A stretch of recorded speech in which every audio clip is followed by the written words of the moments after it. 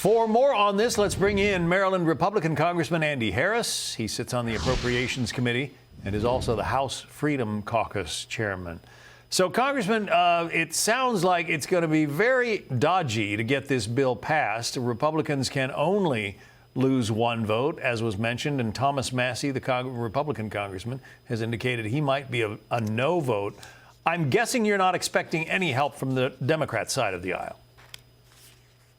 No, strangely enough, the Democrats who are complaining about a few thousand layoffs are willing to furlough 1 million people by voting for a shutdown.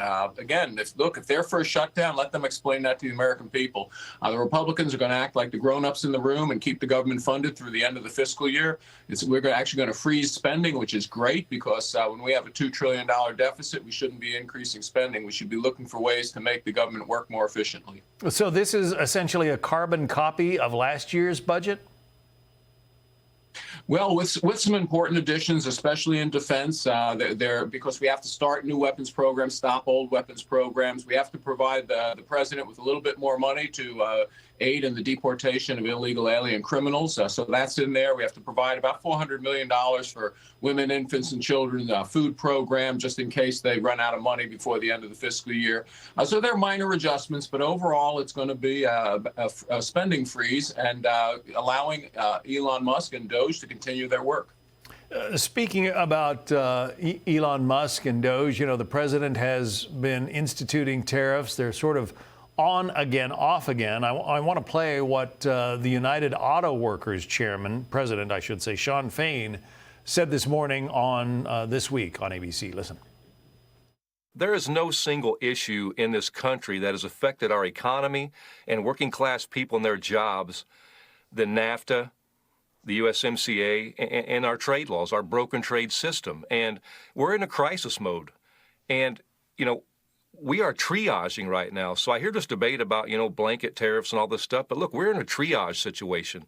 Tariffs are an attempt to stop the bleeding from the hemorrhaging of jobs in America for the last 33 years. Tariffs aren't the in solution, but they are a huge factor in creating and fixing this problem.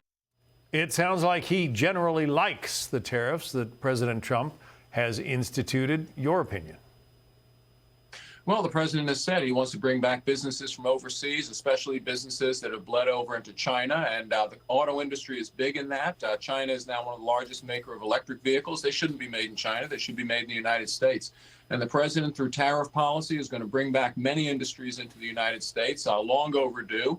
And again, he will use it as bargaining chips. But again, a lot of companies are going to look to site their manufacturing facilities in the United States because of the tariffs. And in the long run, that's very good for America. Oh, you've heard the criticism, though, that, you know, he institutes a tariff, then he cancels it or postpones it, and businesses don't know what to prepare for. How do you answer that? Well, again, look, it's not going to be easy to get these jobs back in the United States. The president is going to use tariffs as bargaining chips with foreign countries and with corporations that want to do business overseas.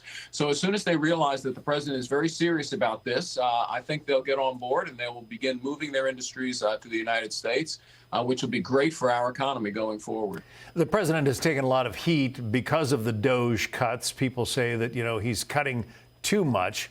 One area where you say he's not cutting is in medical research, and you have a Newsweek op-ed out about that, saying that he's protecting critical medical research, and I think we have the graphic of that Newsweek cover.